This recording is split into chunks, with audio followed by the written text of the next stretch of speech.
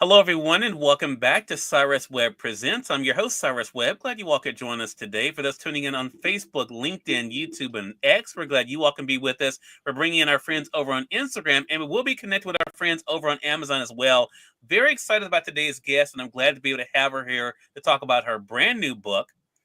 And we're now live on the Amazon platform. I want to welcome those tuning in on Amazon Live. You guys are new to us on Amazon. Make sure you guys hit that follow button. You'll see it either here in this corner or down below. You also will see the new book by our guest we have for today. Denise Williams is joining us today. She's a best-selling author. Her newest book is what you guys can see there, Just Our Luck. It's out now. You all can be able to get your copy of it. You guys are going to love this. We're going to talk to Denise not only about her writing journey, but also what it's been like for her to do what she loves as a storyteller and share that experience with all of you. If you guys have any questions or comments for Denise, make sure you guys do put those in the comment section. But Denise, thank you so much for the time. Really appreciate it.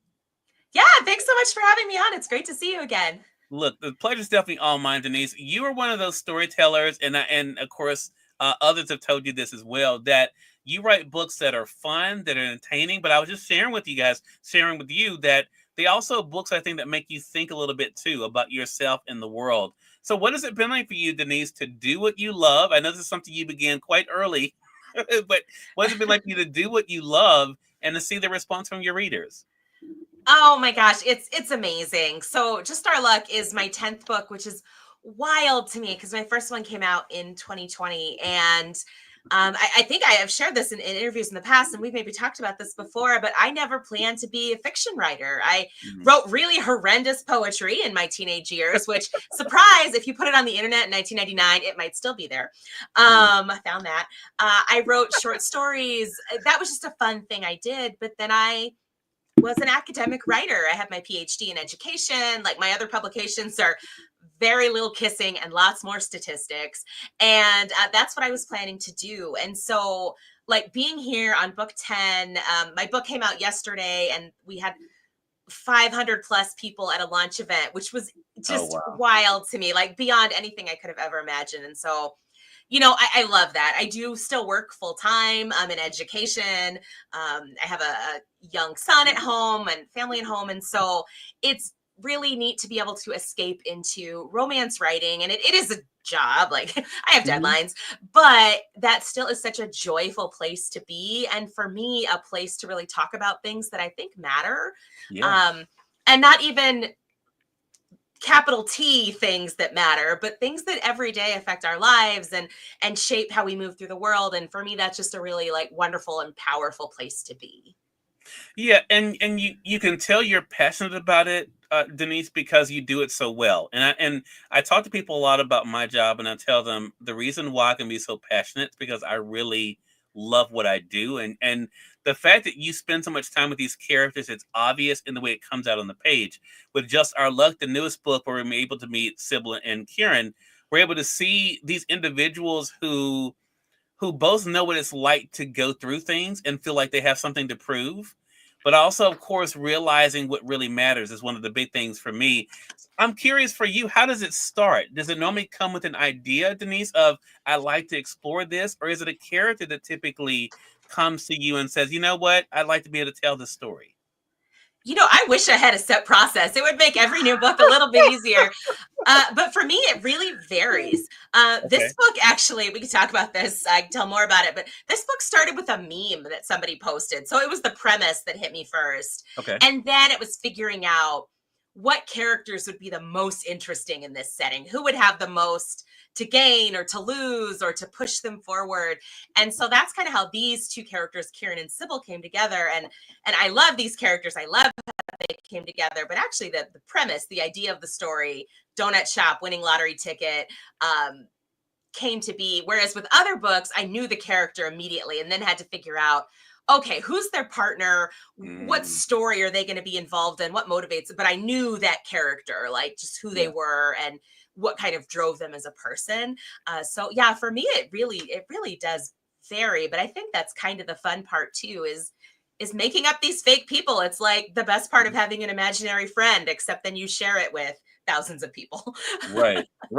And as you were just talking just now, Denise, something occurred to me with the two other books that I've read with Just Our Luck, and that is you show, just like in this book, Just Our Luck, that love and life is not a straight line. There's Yes. no cookie cutter way. And I just thought about that when you said that, it kind of varies, because that's really how life is, right? Is that also part of the fun for you, kind of seeing how it all is going to fit together? Yeah, well, I can say that it's fun now because I already figured this one out.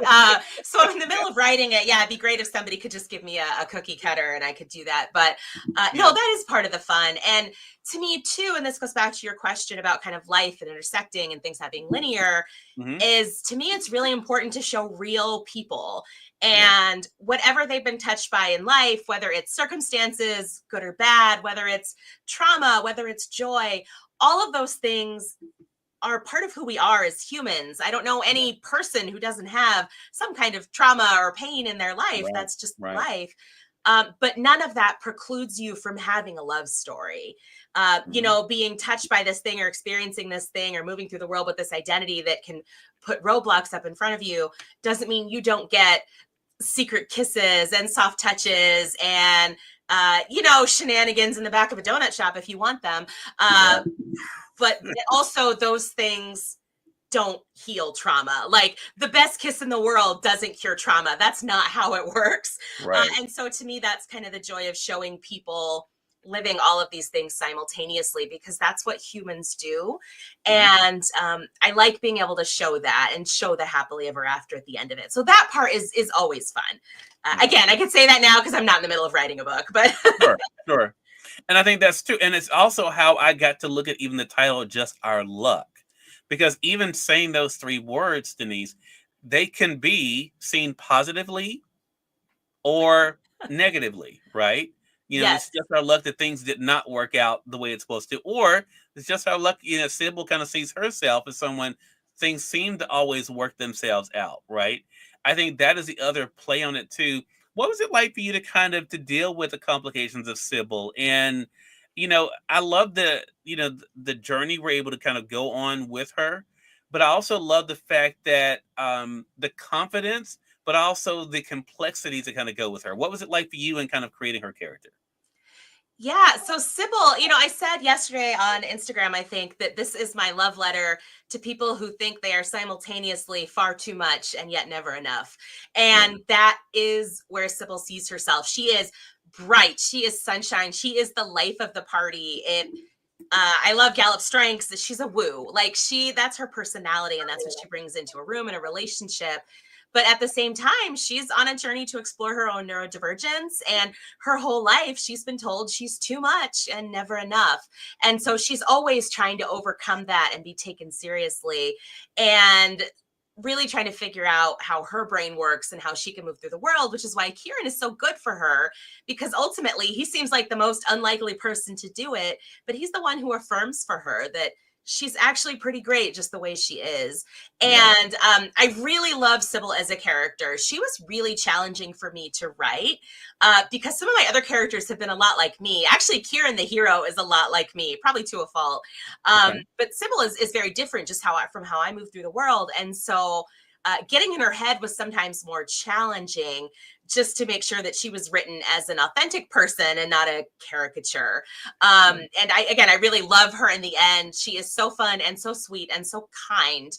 And even in her flaws and her missteps, of which there are a few, she accidentally Mhm. robs the hero on like page 2.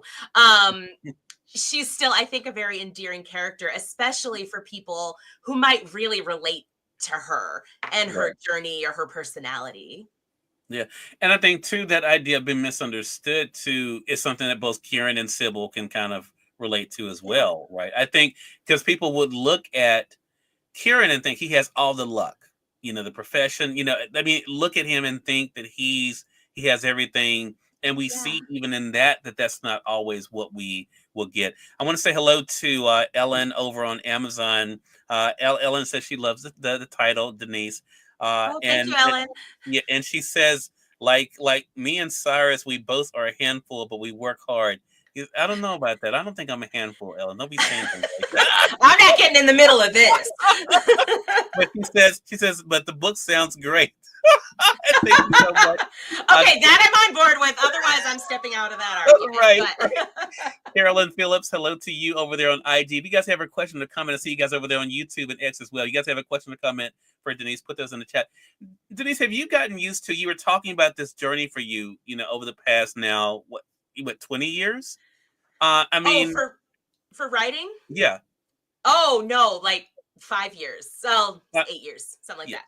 Got you. So for you, I mean, have you gotten used to the idea of not only courses I've mentioned to you before we went live here, that there are readers that now have become a you're a fan favorite of theirs, but that there are new people you're able to meet along the way that are just discovering you, like with Just Our Luck, and then we'll say, well, let me go and see what else she's written. What has that been like for you to see those who've kind of been with you on the journey, but also those you're picking up with each new release? I mean, I think it's kind of a dual side because in some ways I am somewhat used to it, but I'm also not used to it at all every time it happens. It's shocking kind of every time to me. And what I really love is that I feel like with so many of my readers, I've been able to connect with them, even in just small ways, meeting them at reader conventions or interacting on Instagram or on some of the other platforms. And I know that's not true for everybody, but I feel like for a lot of folks, there's sort of that community and it's this conversation. But I'm floored and honored, and I never know what to say when someone says, I've been a fan of yours, or I'm a huge fan, or I've read all your books, or meeting me is a really like kind of emotional thing. Because in my head, I'm like, that's how I react to Kennedy Ryan. Like, you don't react that way to me. That seems so strange. But it's so I'm humbled by it every time. It's amazing. And I was with my son. We were at a mall, I think, and somebody recognized me. We had a short conversation. I said, oh, does that embarrass you when that happens? He's like, only a little bit. It's usually okay. So for my 8-year-old, I thought that was pretty high praise. But I don't know that maybe folks get used to it. I certainly haven't yet. But again, it's humbling. It's honoring. I was at that event last night and someone said, I've been with you since your first book and I know all these characters, and seeing people post the pictures of all these books that they have and the characters they've loved really makes you feel like, I don't know, to me, it makes me feel like I've had a small hand in bringing someone joy or in touching their life or in affirming some part of something for them. And I spent my whole career in education. Like, that's kind of what we do. And so being able to see that impact in such a definitive way is, it's really humbling. I guess that's the word. Yeah, I want to say as a male fan of yours, and I'm only making that distinction, Denise, because one thing I've noticed, and I've been a reader all my life. I joke with people and tell people my punishment as a child, my parents would make me go outside and play. I can stay in my room. I can stay in my room. We are the same. Right, I mentioned Kieran earlier, and I want to go back because I was mentioning that people look at him and think he has this great thing because, and this is not a spoiler, people found this out, that of course, he has, the family bakery, which some people look at that and say, wow, that's great. You're able to do this, you have that. But we then are able to see through the layers of what he's dealing with, right? And how it's not as great, he's not feeling as fulfilled, right? I bring that up because, I think for guys reading this book, I think it kind of shows, one, that we're not always the bad guy, because sometimes we get portrayed sometimes as we're the cause of all the trouble, And I've never felt that way in your books. So I want to commend you on that. And secondly, I love the fact that you showed the brokenness that we all can have universally, men and women. And I think that's not always portrayed that way. And I think the fact that, you have Kieran and Sybil able to come together to kind of help to kind of mend those pieces in themselves too, and in each other. And I love that. What has that been like for you to see that divergence of your readers when it comes to men and women that have been reading your books?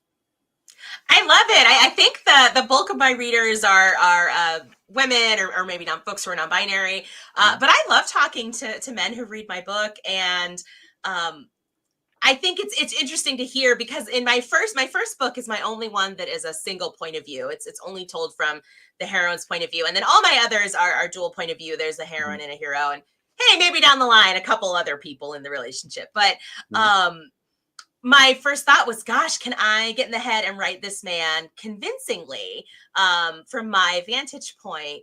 And I think that I have, and I think I've tried to write an alpha hero that's the tough and the Jack Reacher, and I failed at it miserably. Like, I like to write walking green flags who are real humans, who can show some emotional depth, and I love being able to show their layers, and that's what I like about writing from the point of view of Kieran or Wes or any of my other heroes, because you get to show not only who they are on the outside and who they're portraying, and we all do that, we put something out into the world, but also what's going on behind the scenes. And for Kieran, his major driving force in life is that he wants to be somebody who fixes.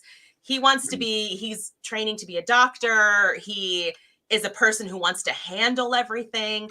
And then when he can't, he's met with these stressors when things are not going as planned. And I think for a lot of people that's real, but I think there's a lot of pressure on a lot of men in our society to be that fixer, to be the person who handles, to have that sort of command. And then what do you do when you don't have it, when it is slipping through your fingers? And I think that's part of what Kieran struggles with. But no, he is not the troublemaker in the relationship. It's usually Sybil who's causing some of the drama in his life. Yeah, I love that. And then again, that's why these two are such a great fit.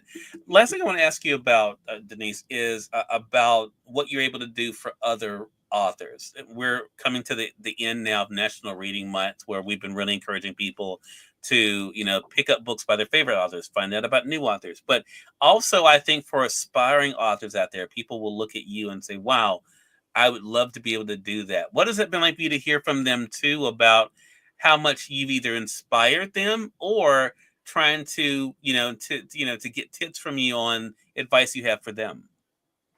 Yeah, I love talking to new authors. And I think romance, and maybe this exists in other genre spaces too, but romance as a genre, we help each other. Ali Hazelwood, who is amazing, like her books are phenomenal. She's worldwide sensation, flew up to Iowa yesterday and joined me for my launch event.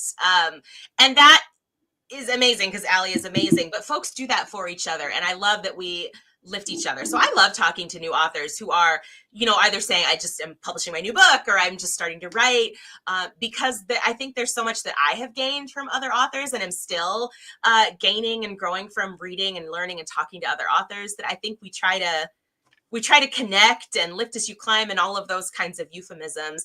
And the best advice I give to anybody writing, no matter what they're writing, is to remember that a first draft need only exist. That is the only thing it has to be, is present. And there are so many times you can stop when you start writing, whether it's your first book or your 35th. There are so many points where you can stop. Hopefully on your 35th, that's a little harder because somebody's paying you to do it. There's a contract. But to keep going and to realize that writing is iterative and editing has a really strong purpose. And I think my debut novel, which is my best-selling novel, it's been out for 5 years now. If I could just edit it 4 or 5 more times, it would be perfect. So we can always grow and build, but just to keep going, write the book, write the words. Don't worry if they're perfect. That's always my best advice. Love that. Great advice from someone that definitely knows. Hello to you, Rodney Damon Collins. Good to see you over there on IG. Hello to you, Dottie, as well. Hope you guys have enjoyed today's broadcast. Again, we've been speaking with best-selling author Denise Williams. Her newest book is Just Our Luck. It's out now here on Amazon. You guys can be able to get your copy here, either in print or the Kindle edition as well. And Ellen says great advice there as well. Ellen also interviews authors too, Denise. She's one of our regular viewers. So we're glad that she could be able to join us. And congratulations again to you, Denise. So happy for you and all of your success. Let our audience know, how can they stay connected with you? Yeah, thanks so much. So I am really active on Instagram. Is probably the platform I spend the most time on, and Threads. I'm at Nick Will Writes, NICWILL Writes as in writes books. And then sometimes I'm on TikTok if I'm feeling brave, but usually I'm just lurking there. So those are the best places to find me. My website is DeniseWilliamsWrites.com, and I always try to post some good content there. And that's usually where you can find me. Love it. Denise, looking forward to our next chat together. Thank you so much. More than welcome. And we thank your audience for tuning in to another great segment of Cyrus Webb Presents. Until next time, you all make it a great one. We'll talk to you soon. Take care.